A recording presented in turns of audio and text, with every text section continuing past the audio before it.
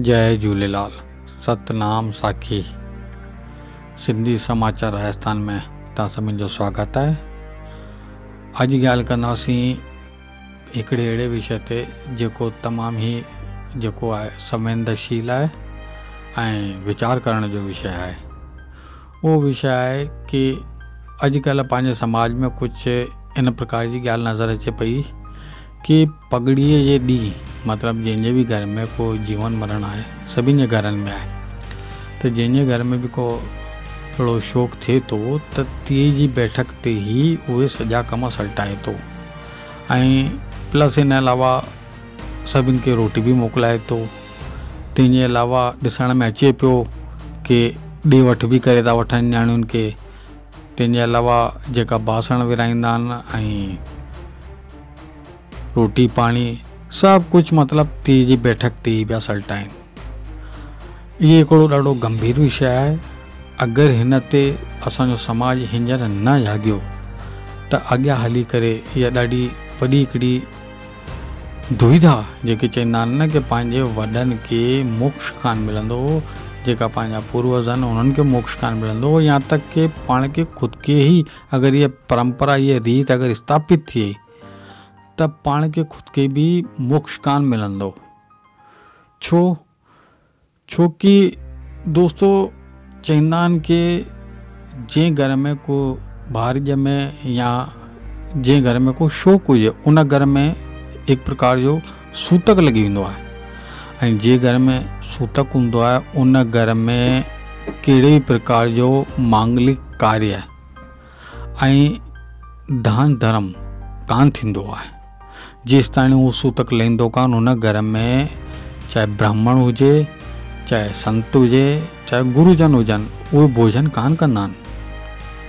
त उन नमूने अगरि पाण ॾिसूं था त जेका पंहिंजे अॼुकल्ह समाज जे अंदरि तीअं जी बैठक जे अंदरि ई लंबी चौड़ी रोटियूं था अचनि पूरे मिजमानी खे ऐं पोइ क्षमा याचना था कनि कि भई हाणे अॻियां जी परंपरा बसि अॼु असां हिते असांजी माफ़ी घुरूं था, हाणे जेको अॻियां पुॼंदो सो कंदासीं ऐं उन ई ॾींहुं ॾे वठि था कनि, उन ई ॾींहुं रोटी था खाराइनि ऐं उन ई ॾींहुं चाहे बर्तन भांडे कुझु बि विराइनि था नियाणियुनि खे या समाज खे।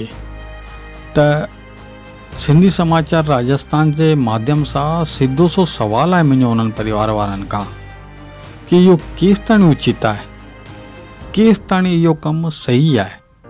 वीचार करो हिन ॻाल्हि ते। चाहे जंहिं बि घर में कंहिं प्रकार जो को शौक़ु थिए थो ऐं उहो डिनर रोटी पगड़ियुनि ते चए थो त उन्हनि खे मां हिकिड़ी ॻाल्हि चवणु चाहींदुसि कि प्यारा भाउरो, इहा रोटी उन्हनि लाइ करे चइबी आहे जेका ॿिए ॻोठ मां ईंदा आहिनि पंहिंजे शौक़ में शरीक थियण लाइ करे, न कि सार्वजनिक रोटी चइबी आहे।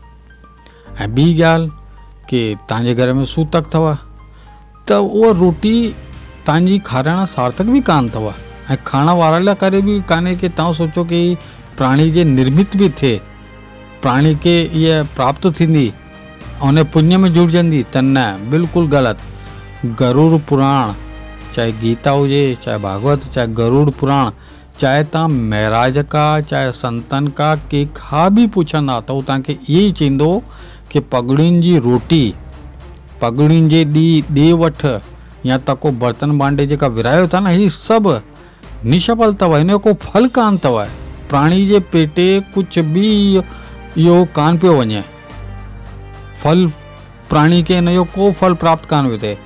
उन प्राणी खे फल तॾहिं ई प्राप्त थींदो जॾहिं तव्हां विधि विधान सां पहिरियों ॾींहुं हुनखे तव्हां जेको थींदी आहे क्रिया शमशान गाड़ी जी, उहो थींदी आहे पगड़ी जे ॾींहुं जेकी हाठी चूंडण ऐं प्लस पगड़ी रस्म थींदी आहे। तंहिंखां पोइ 10 जी क्रिया, 11 जी क्रिया, 12 जो जेको हवन थींदो आहे, तंहिंखां पोइ ई हुन घर में ब्राह्मण भोजन कंदो आहे।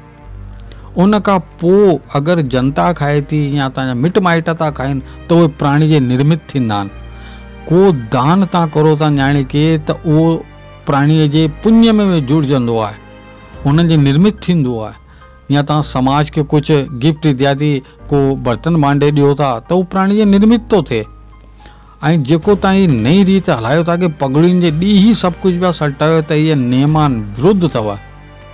इहे तव्हां कहिड़ो बि ग्रंथ खणी ॾिसो, कहिड़ो बि गीता सार पढ़ी ॾिसो, तव्हांखे हुन में स्पष्ट नज़र ईंदो कि जेसि ताणी हुन घर मां सूतक कान लहींदो, उन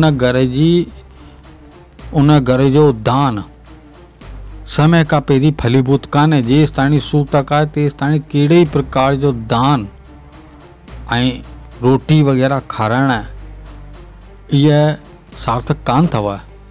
त सभिनी भाउरनि खे मुंहिंजो एतिरो सो हिकिड़ो पैगाम आहे कि हिन ॻाल्हि ते पूरो सिंधी समाज मिली करे हिकु दफ़ा वीचार करे कि असां छा पिया करूं।